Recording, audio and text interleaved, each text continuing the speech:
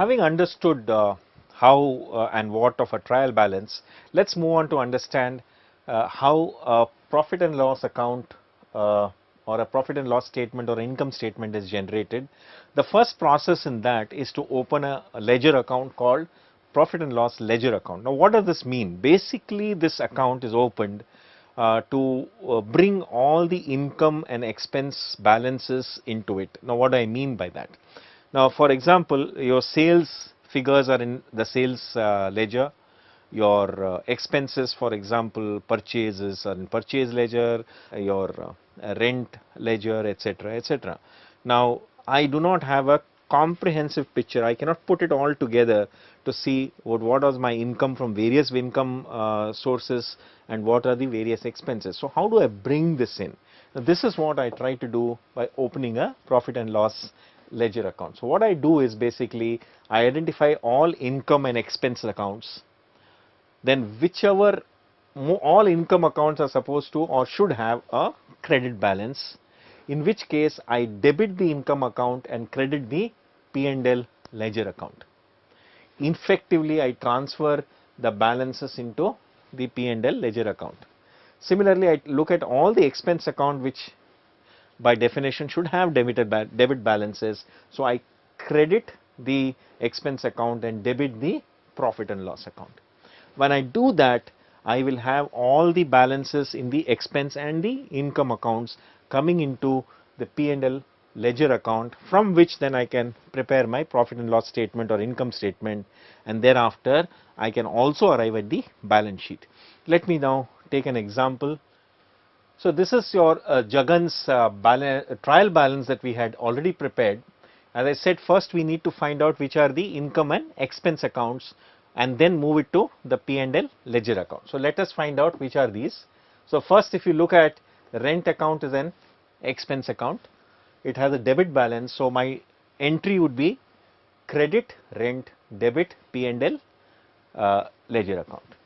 Similarly, I will look at purchases, again this has a debit balance. So, credit purchases debit P&L ledger. Like that I will go on doing. For sales will be a credit balance, so debit sales credit P&L ledger. Effectively what we have done with all these is that interest again expense, this is also expense. By doing this debiting or crediting depending upon being a debit or a credit balance here and doing the opposite on the P&L ledger account, effectively what we have done is that we have in the P&L account we have said the purchases, rent, all expenses have come together on the debit side and the credit side has the sales. Now, in this case if you see, this is a loss, the sales is lesser than the total of all expenses. So, from this we can derive at the income statement like this, which says sales is so much, cost of sales, that is purchases was 13,400, gross profit was there of 2240, but the expenses outdid the gross profit at 14,560 and there was a loss. Had it been a profit, it would have shown up here, because here the credit balance is lesser than the debit balance, therefore the P&L account is having a net of debit balance. But if the situation was that a profit was made, then the debit balances should have been lower than the credit balance, and therefore you would have had a situation where you could have had a profit. So, in this case, since it is a loss, profits are enjoyed by the owner. Similarly, loss also should be attributed to the owner. So, what we do, we take the capital account. In this case, since there is a excess of debit balance, the capital account is credited and it is moved into the capital account. So, initially the owner bought in 13,000, but since he has incurred in the first year a loss of 12,320, that is taken into account into his account, saying that now the business owes him, having incurred a loss, only 680, which is the balance. Now, this balance is brought down. So, your capital remaining is so much. As I said before, had this business made a profit, the debit balance would have been lower than the credit balance, sales would have been higher than the expenses, and therefore profit would have figured somewhere here, and that profit would have then gone on to add to the capital account, and the retained earnings would have increased the capital of the owner.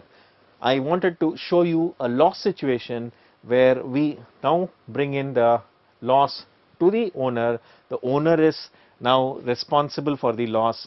He has either to bring in this money to bring back the capital to this level, or he has to accept that currently the capital effectively that he has is this balancing amount of 680. Now from this we can understand, we can also go on to see how the balance sheet can be constructed by looking at the trial balance from here on. We have already identified the expense account. So the other accounts which are there are all either a asset or a liability account. Now if you take all these asset and liability accounts, then we can say what is the fixed asset? We have vehicle, which is a fixed asset. Then we have current assets of cash and debtors, which is your debtors and cash, which are the asset accounts. You add them, you get 223 to 980. Then you have current liabilities, which are creditors and the other creditors and creditors together. So and the bank loan. So if you bring them together, you get the 25,320 figure.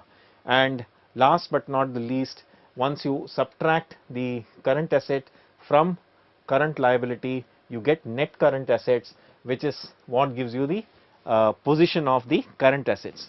Your fixed asset is so much, your current asset is a negative 1340, so your net asset which you have is 680. And if you remember the capital account, we had a capital balance because of a loss of 680. So net assets and capital balance out, and that is how the balance sheet is constructed. So we saw how we took the ledger, put it into the balance into a trial balance, ensured that the trial balance tallied, and once we know that trial balance is tallied, then from that we took the income and expenses balances, moved them by moving the balances into a P&L ledger account. From that we drew an income statement, understood if it's a profit or a loss. A profit would add to the owner's capital, a loss would reduce owner's capital, and then we identified from the trial balance which are the asset and liability accounts, put those asset and liability accounts together, and then balance the net asset with the capital. This is what we saw in the accounting equation session, where we showed that net assets is always equal to capital. That accounting equation has been maintained, and this is an example of that. Let us run through a clipping which gives you one more illustration to explain the same thing in a slightly different way. This is Jim. Jim has $10. Jim wants to turn his $10 into much more money. Jim decides to start a business. His business will be a lawn mowing business. Jim contributed his $10 to the business. Jim then goes to the bank and borrows $100. Jim then goes to the hardware store and buys a lawnmower for $100. Jim then buys gasoline needed to mow a lawn with his mower. Next, Jim earns $20 by mowing a lawn. At this point in time, what does Jim have? Jim has $20. Also, Jim has a lawnmower that cost him $100. The business's story would be told in the following way. The first transaction was Jim contributing $10. By analyzing this transaction, we determine that the cash account needs to be increased by 10. Correspondingly, the equity account will be increased by 10. This is reflected on the books by increasing the balance sheet accounts as determined. Equity account plus 10, cash plus 10. Transaction number 2. Jim borrows $100 from the bank. The amount of cash in the business just increased by 100. Also, a liability of 100 was created.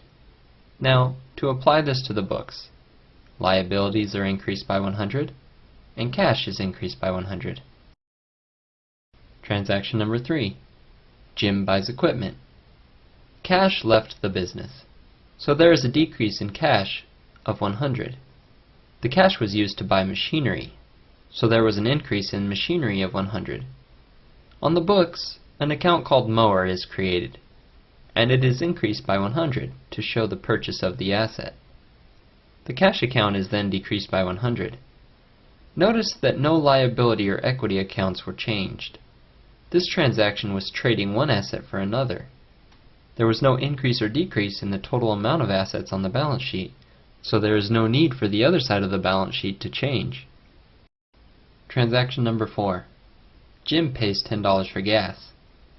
The amount of cash in the business decreased by 10. The money was used to pay an expense of operating the business. Therefore, the expenses of the business increases. To reflect this on the books, the cash account is decreased by 10. Then, to show the corresponding decrease in equity, we will show an increase in the expense account of the income statement. When expenses increase, the income decreases. The decrease in income on the income statement is then reflected on the balance sheet in the equity section. Remember, the equity section shows the net income from the income statement. They are linked together. Transaction number 5. Jim earns $20. The amount of cash in the business increases by 20. The money was a result of earning activities of the business, so there is an increase in the business's revenue account by 20. This is shown on the books by increasing the revenue account on the income statement by 20. The net income is updated to reflect the change in the revenue account on the income statement. Correspondingly, the income account of the equity section of the balance sheet is updated to reflect the income on the income statement. Then, the cash account is increased by 20 to reflect the increase in cash. If we add up all of the changes on the balance sheet, the two sides should still balance. We see that they do balance. If we add up all of the changes in each account, we can see that there is a total of $20 in cash, and there is equipment with a cost of $100. Looking at the liability section of the balance sheet, we can see that there is debt of $100. Then, we can see that there is a total of $20 in equity. The equity is comprised of two components. There is the $10 of original contribution, and then there is $10 of income. As we see on our income statement, there was a total of $20 of revenue and $10 of expenses. The net of these two numbers is 10, which represents our net income. As we see, the amount of income on our income statement matches the amount of income shown on the equity section of the balance sheet.